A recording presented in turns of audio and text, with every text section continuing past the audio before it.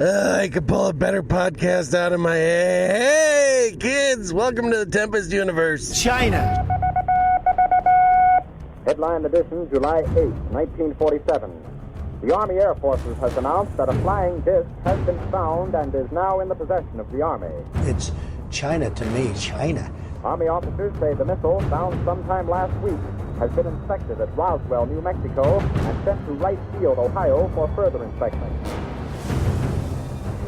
I occasionally think how quickly our differences worldwide would vanish if we were facing an alien threat from outside. China. This is the Tempest Universe, man. Hold on to your ass. You're in for a hell of a ride.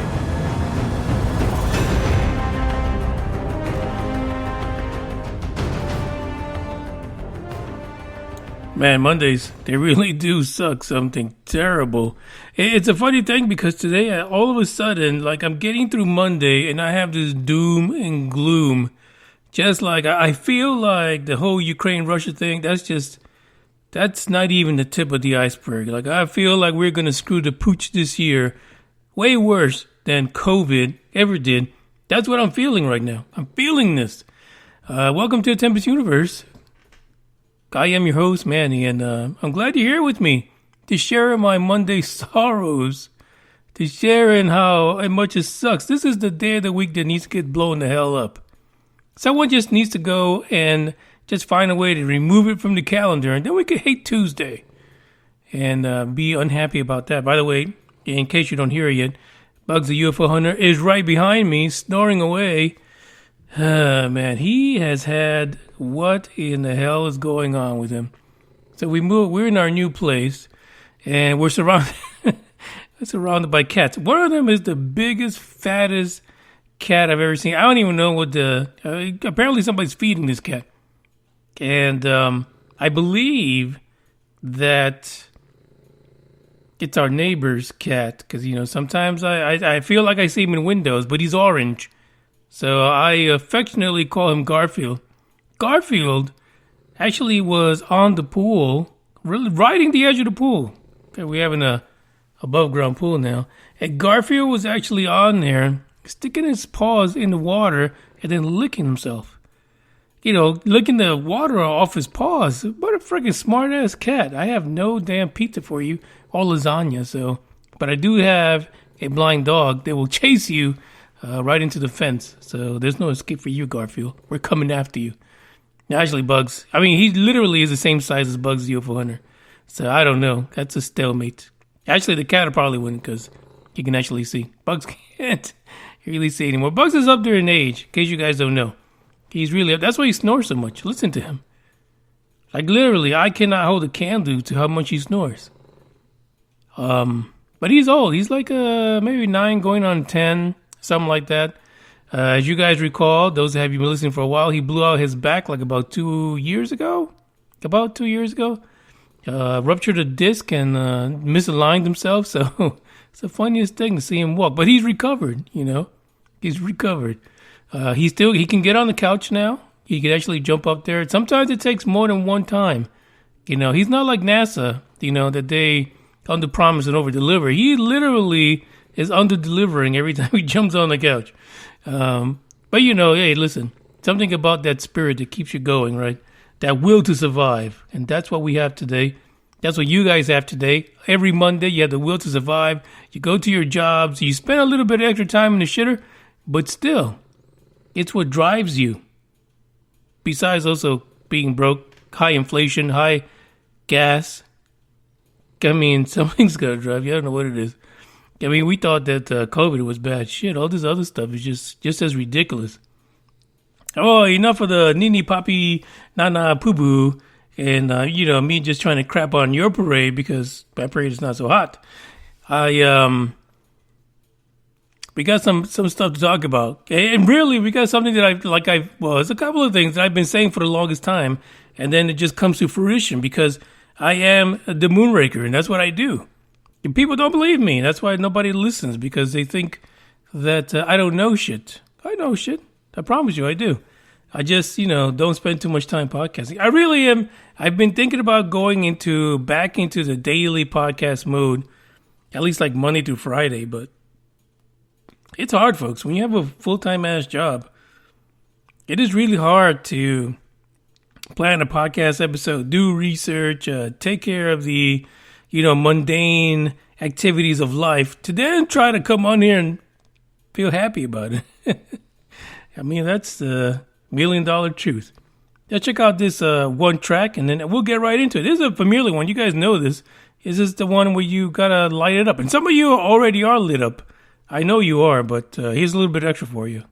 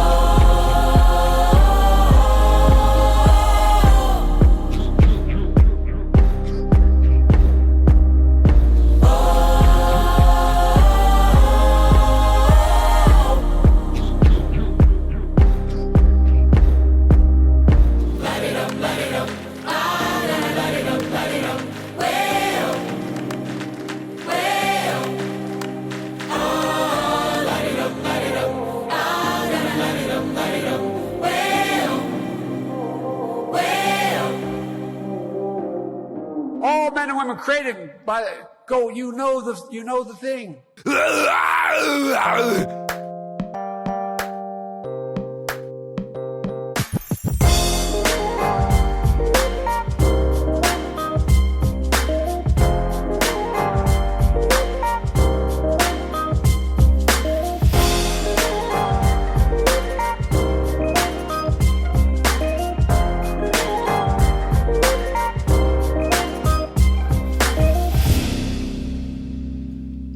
We got an article here where they talk about the ranking of each state when it comes to supernatural situations. Now, when we say supernatural, it's not just UFOs. They're combining ghosts too, like ghost busting and finding a ghost or having that experience, you know. And it was funny because the article is actually starts off talking about West Virginia. Like, go to hell. Nothing happens in West Virginia. When was the last time you heard of a good UFO story out of West Virginia? Now, I'm sure I'm going to get like all these articles sent at me that has all these UFO stories out of West Virginia that I literally have not picked up on in my endless searches. But still, I understand. West Virginians, if you got to show them. So anyway, this particular group, right, what they did, and by the way, they're named the Great Lakes Stakes. They took all the reportings from New Fork and this another group called Ghosts of America.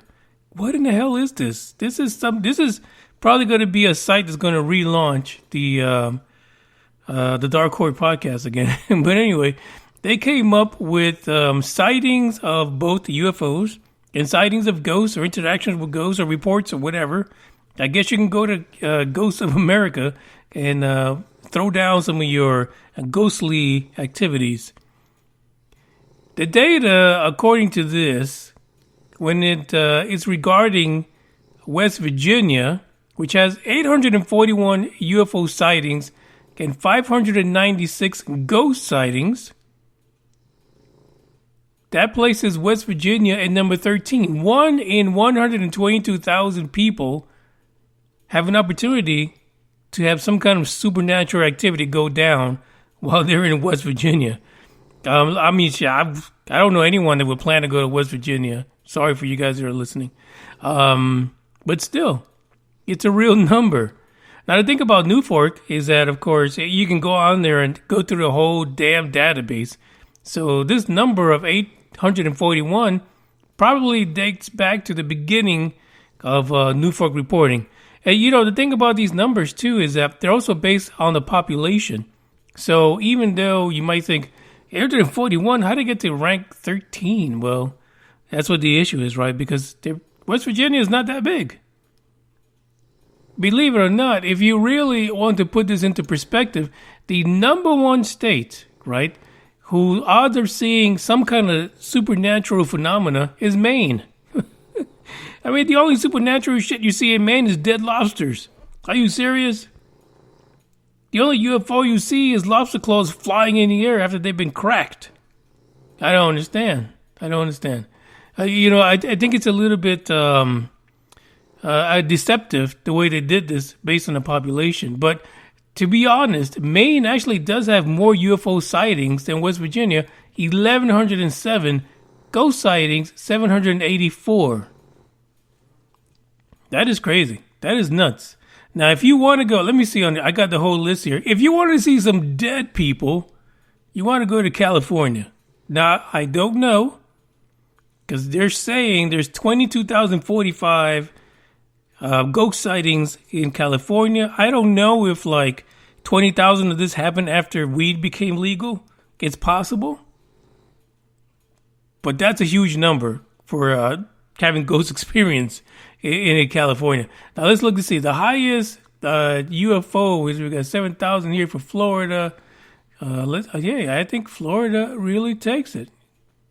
Florida has shut your mouth. California with 15,072 UFO sightings. Again, we don't know if this was before or after doing things naturally. That's all I'm saying. And here's a funny thing. I was looking up Texas. If you're in Texas, there is a 1 in 231,000 opportunity for you to either see a ghost or be part of the UFO crew, which is pretty low, I think. But, you know, it's a weird way of doing these numbers. But again, it's based on population, because California and Texas are kind of like down towards the bottom of the list. So at the top, we have Maine, Vermont, Montana, Alaska. Not a single cell in my body or in my brain would ever consider Alaska as a place that had a lot of UFO activity.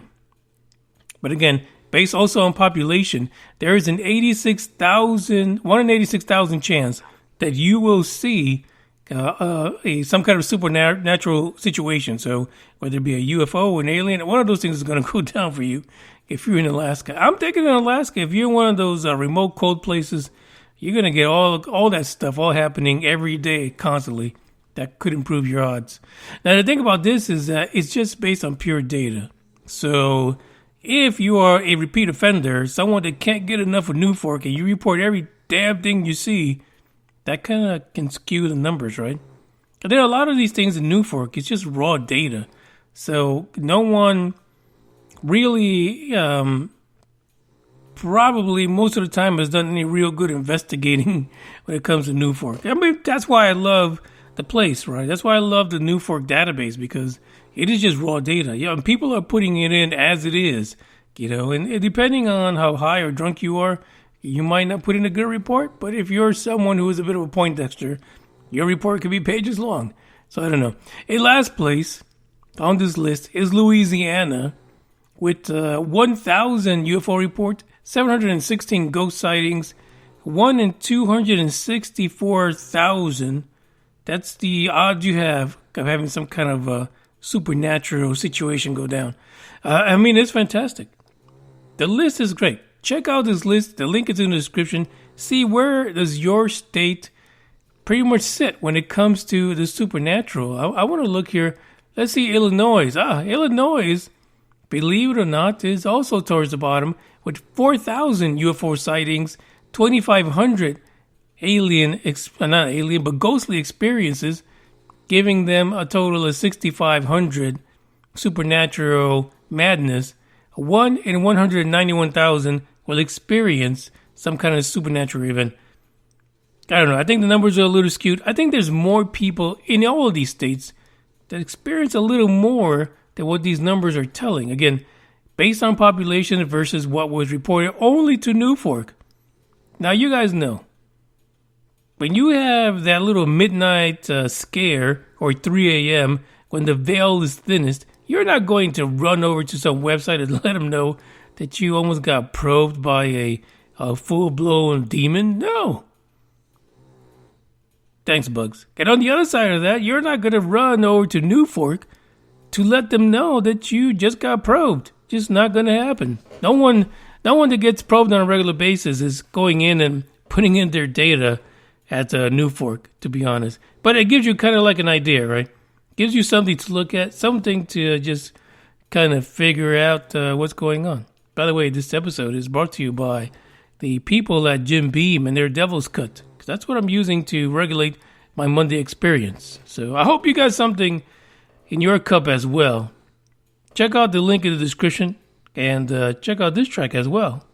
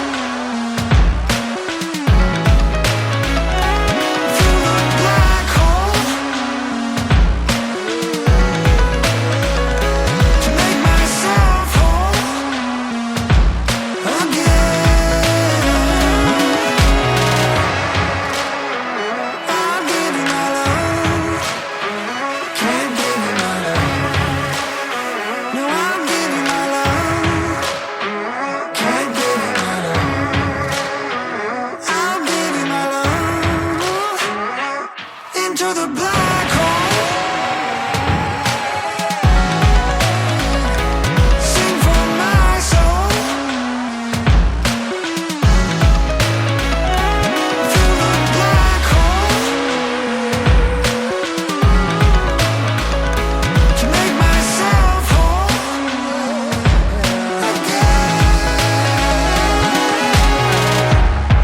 again. Don't fucking scream at me. Where's you the dumb money? fuck you.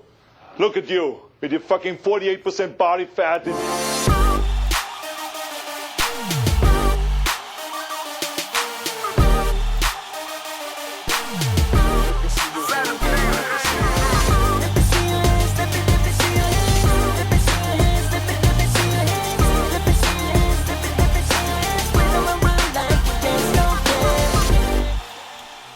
I've talked about so much about how NASA underpromises and overdelivers. We need to do this.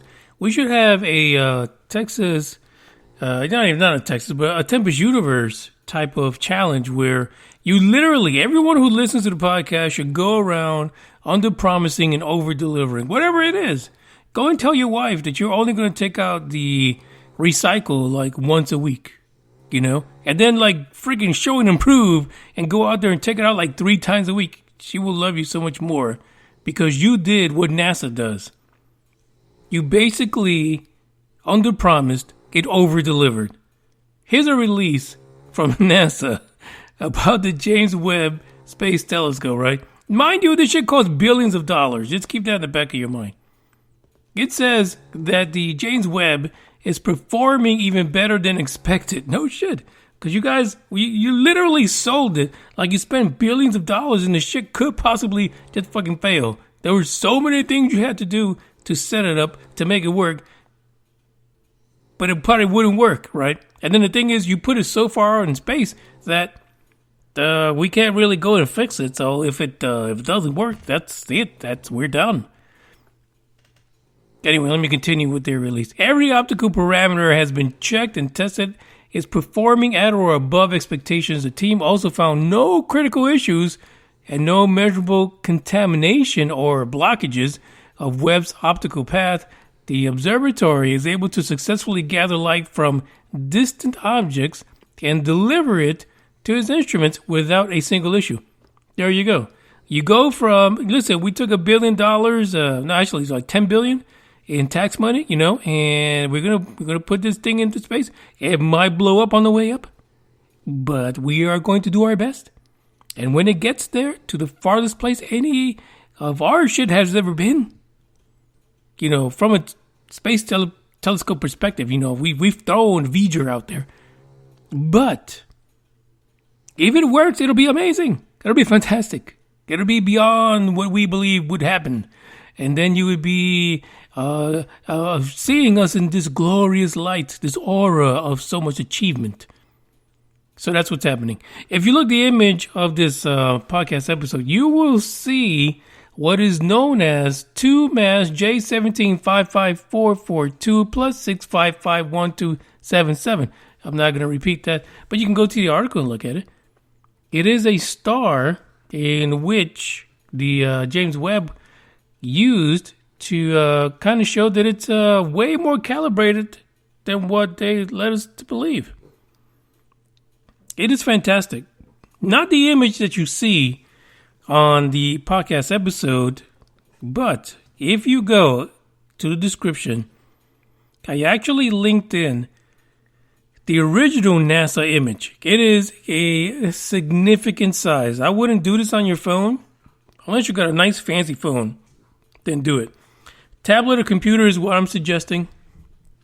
But if you look at this star, first of all, I don't understand why the whole freaking thing is red. I feel like it's the devil's star, but I don't know. It might be the devil's cut that I'm drinking that's making me think that.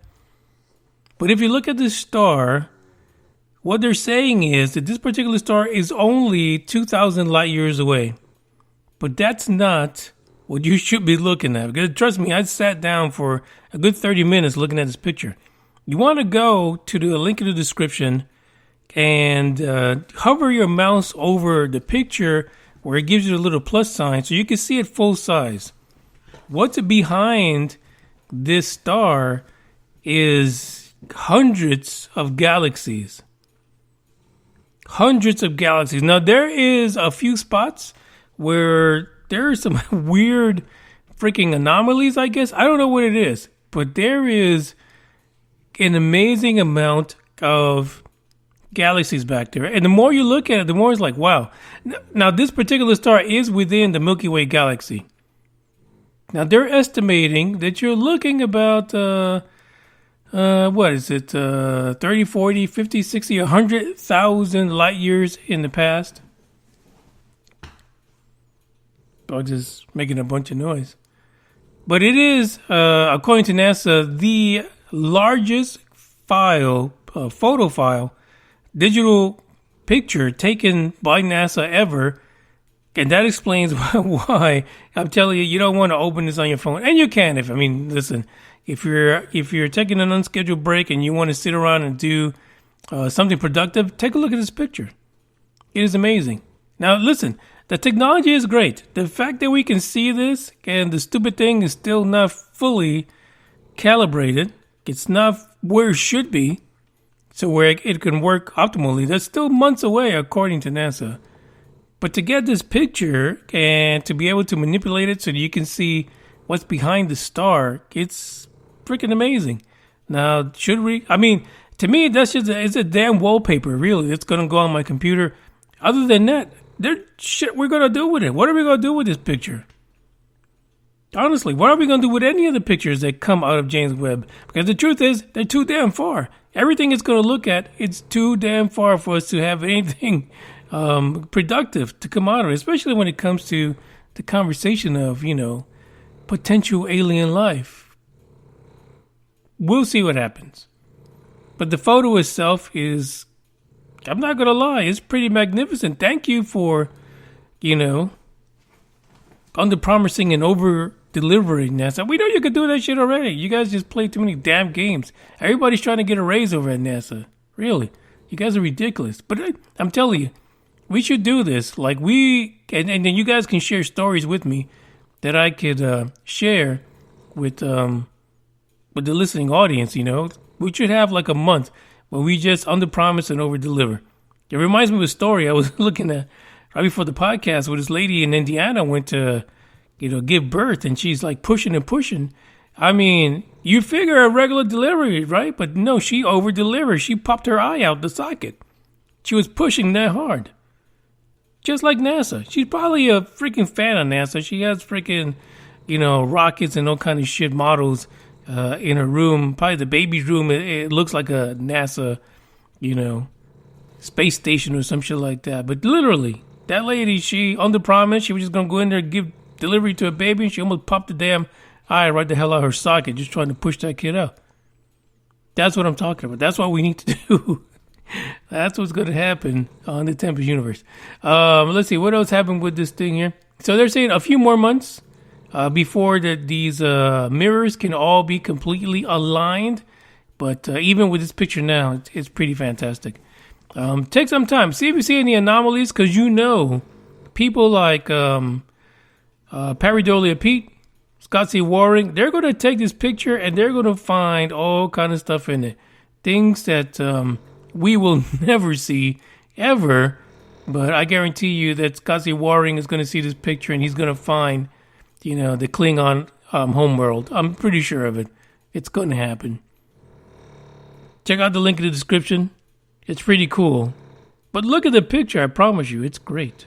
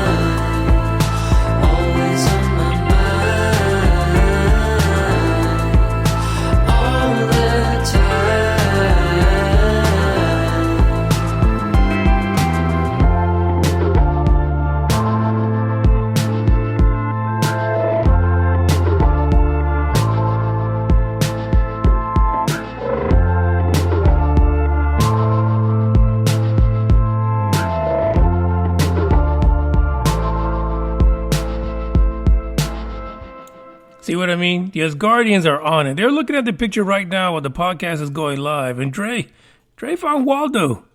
Like, there you go. Under promise, over delivered. No one ever told us that NASA would be able to find Waldo. Look at that. It only cost like $10 billion to find his ass.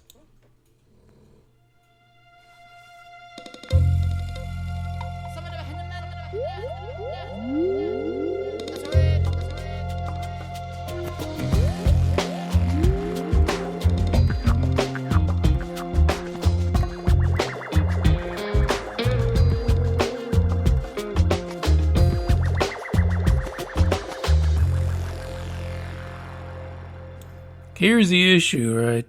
If you have to deal, or you've had dealt, or you're currently dealing with, or you're thinking about dealing with because you want to, dealt with the COVID situation over the last 2 years, oh shit, everyone has. In some way or another, we've all dealt with the COVID madness, right? The UK is putting together a space laboratory in order to potentially provide us with proof of alien life on Mars. And not just Mars, just anywhere, basically. They're not fooling us. The UK Space Agency is going to build a new facility that's going to specialize in testing,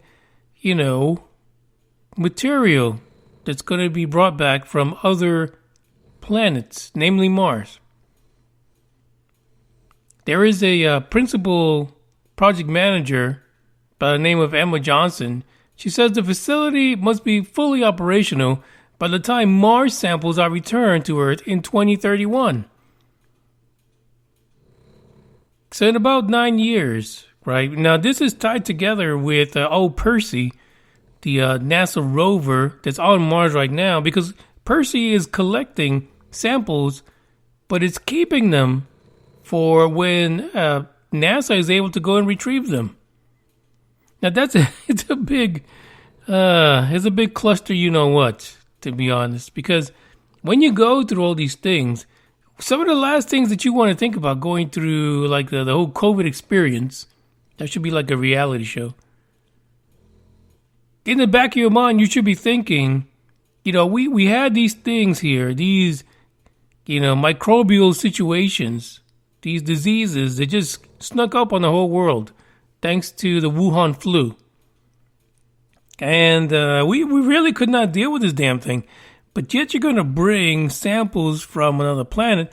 It might be our solar system, but it's not even our solar system. It belongs to the universe. But you're going to bring samples from another planet and stick it in your UK laboratory, and you're going to think everything's great. There is bound to be a break somewhere. I mean, even NASA says that they cannot find a way to 100% eliminate, microbial animals, single-celled amoebas, from what they send into space. It's impossible.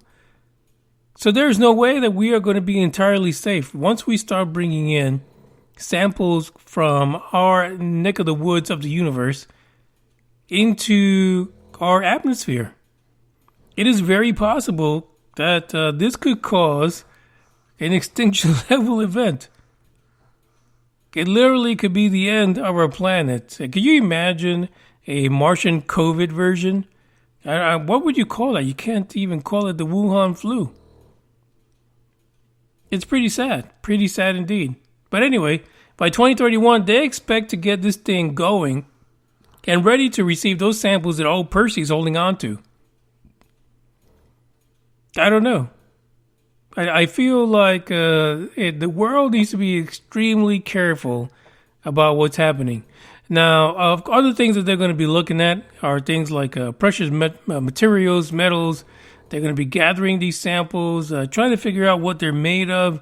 But part of their specific aim is to take these samples, not just from Mars, but from asteroids as well, and look at extraterrestrial samples, meaning life that's not from our own planet. So it could be anything. It could be a Martian amoeba that has 3 heads. Nobody knows.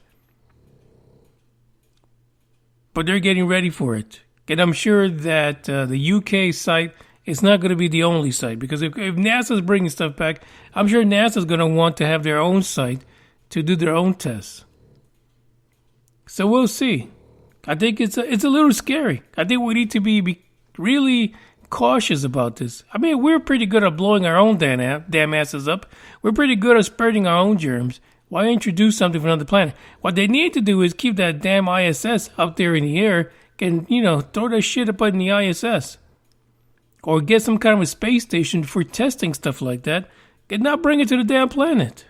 So somebody call Emma Johnson over there, Miss Project Manager, and let her know. Put your damn lab in space and stop screwing around.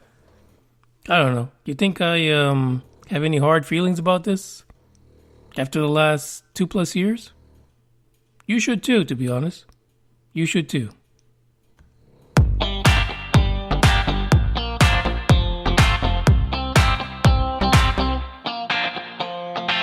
I see a sky with a reindeer car, but I'm running. I see a train moving all too fast, but I'm not leaving. And you go round and round and round, and you cannot see.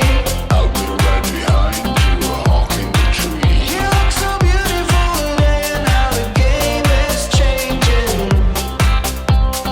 Just like a stranger, suddenly knows everything.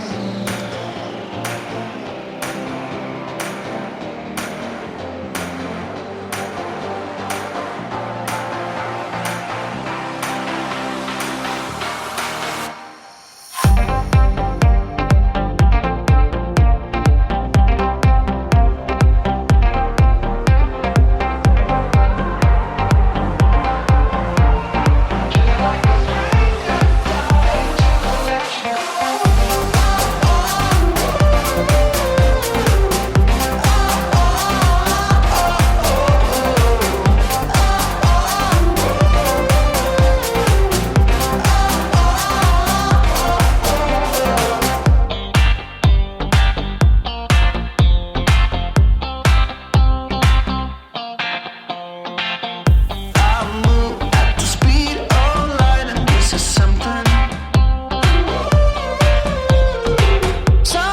I wouldn't dare to think I would be doing. And you go round and round and round, keep your head up high. I'll be right behind you like a drum in the sky. You look so beautiful today, and how the game is changing. Just like a stranger trying to let you in.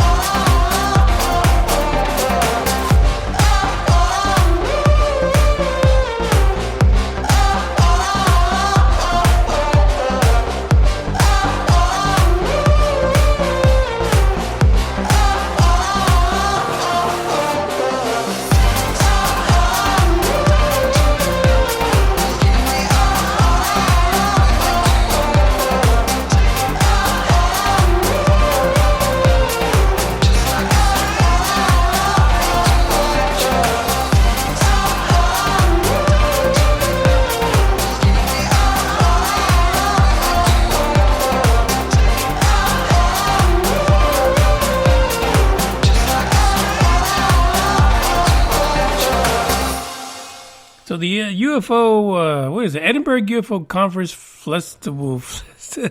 The devil cut is taking over. The Edinburgh, Texas UFO Festival / conference or whatever is going to happen that first week of April. I even forgot the damn dates, to be honest.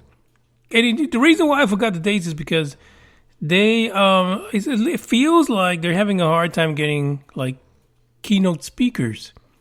I know Chris O'Brien was like the first one they announced, and back in the day when I used to listen to a lot of UFO podcasts, Chris O'Brien was on one of them. And we're not going to mention that podcast because, it is what it is. But he's going to be there. And he really is a really well-versed individual when it comes to research, too, as far as like ufology and stuff like that. They mentioned a few other people. One that I am aware of that I've actually met in person. But so far, kind of lackluster. I know Ronnie Dawson said he's going to be there for open mic day, night, evening. I don't know what it is, but he'll be there to share his adventure. Hey, listen, that's always exciting to hear Ronnie Dawson tell his story. But apart from that, I haven't seen anyone else. So we'll see. I couldn't even. I tried to look over the weekend to see if I can buy tickets to the damn thing. So they're like slowly announcing people. They opened up applications so you could be like a vendor. I don't want to do that. That's not me. So if anything, I'll show up the Saturday of the actual event and take some pictures and video. Try to find some people to interview. And if Ronnie's still there, we'll just go through the whole place and get kicked out eventually. I'm thinking that's going to happen, Get a couple of shots of tequila and Ronnie and it's all over, man. We're going to shut the Edinburgh UFO Festival down. Anyway, I will see if I can get someone on here to talk to us about the Edinburgh UFO incident that kind of sparked this whole conference thing down there, which is an interesting story, believe it or not. So we'll see if we can get somewhere or someone from the actual event to come on here and talk to us and let us know what's really going down. But we're up to our last one, and this, I gotta drop the F-bomb at least once, but I feel like this next article is full of fuckery, to be honest, but we'll see. Check this out.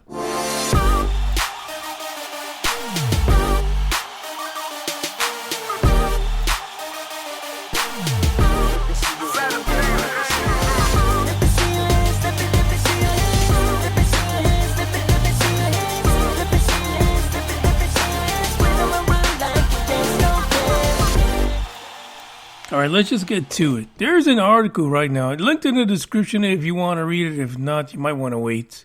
You might want to wait until we figure out what the hell's going on. UFO expert says wolf-like being looked into his home after nearby sighting. The article is all over the damn place. When you start going into what they're talking about, they actually refer to the fighter pilots who witnessed the Tic Tac. The same Tic Tac that we talk about when we refer to the USS Nimitz. The infamous Tic Tac-y. Now, there's a lot of information here about, how the government does not want to release all of the Tic Tac videos and images that were taken during the incident because of national security. I mean, come on, let's be honest. If it doesn't have the Russian flag on it or the Chinese flag on it, there is no national security. We're pretty much fucked anyway. F-bomb number 2. We're screwed. We literally are screwed. If neither one of those flags are on there, then guess what? Let's be honest about it. It doesn't even matter. National security is screwed. It's gone. It's out the window. But, we'll see. Someone will steal that for us. Swiper, stop swiping. Someone will go in like Lou and just take the shit. Just take it. Anyway, according to them, one of these pilots, or 2 or 3, because you can't really freaking tell in this article, after the incident, they reported that once they returned home, there was a strange creature that was lurking, kind of wolf-like, on 2 hind legs by their window, looking into their homes.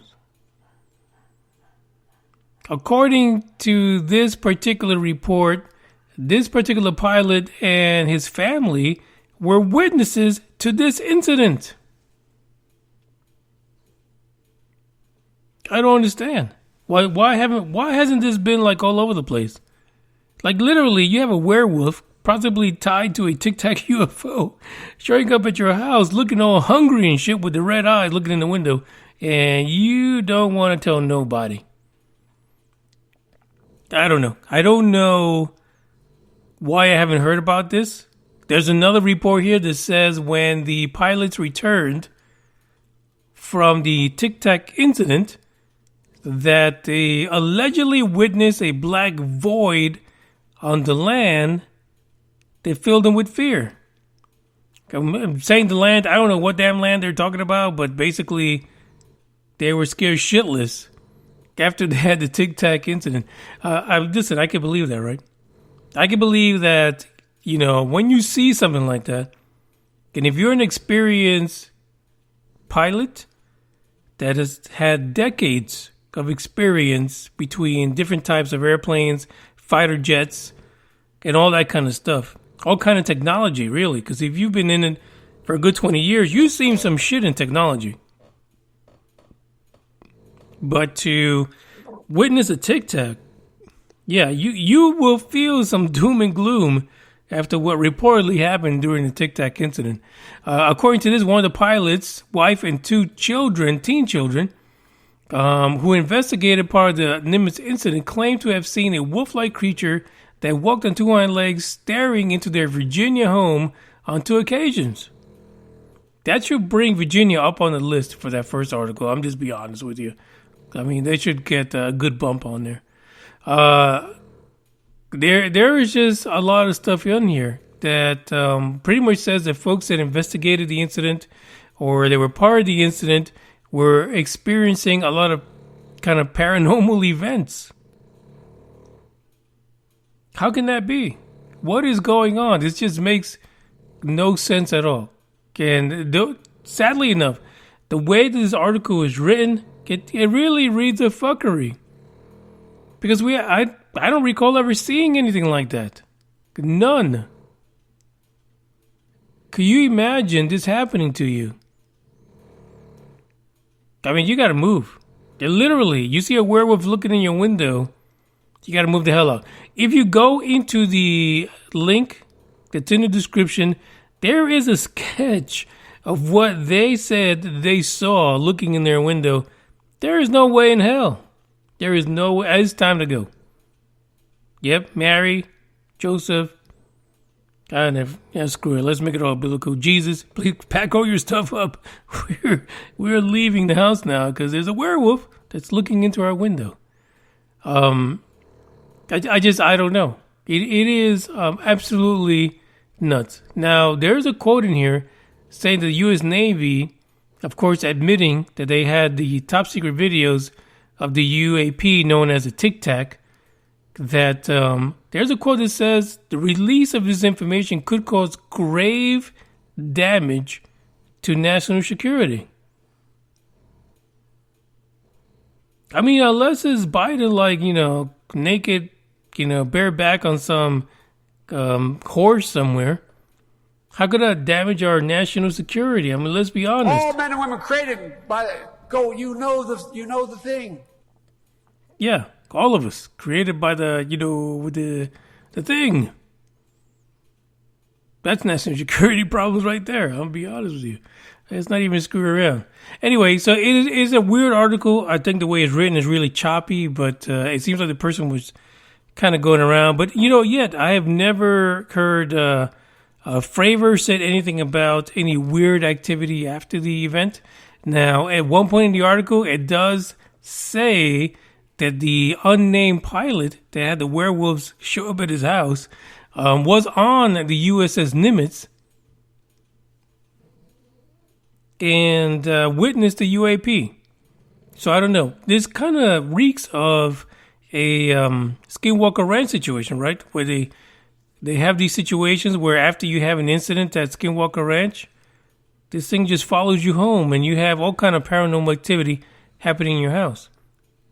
But again, if we are dealing with vehicles that bend space and time, they could bend reality too.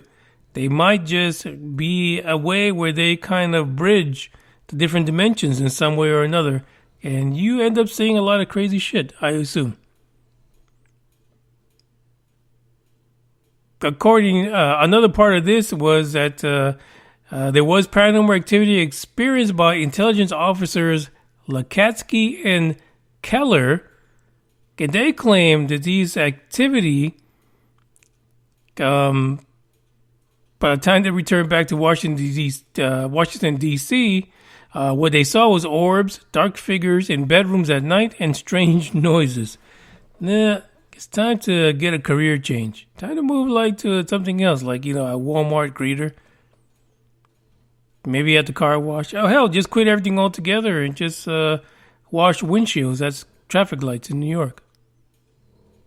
I don't know what it is. It's completely crazy.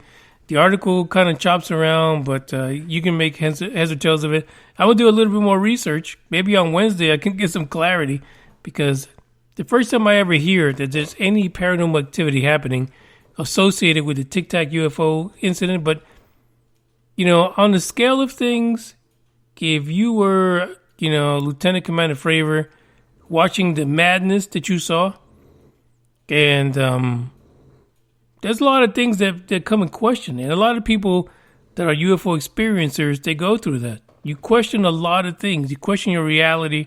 You question where your place is in the universe. And then you question, what the hell was that? Who is in that? And what power do they have over me? It's madness. Complete madness. I thank you guys for listening. This is the end of the podcast. Me and my Devil's Cut, we're going to take a little bit of a relaxation moment right now and kind of check out what's happening in the war in Ukraine.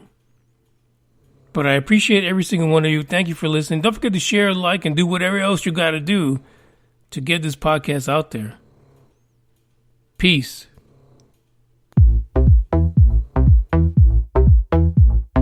I don't give a damn.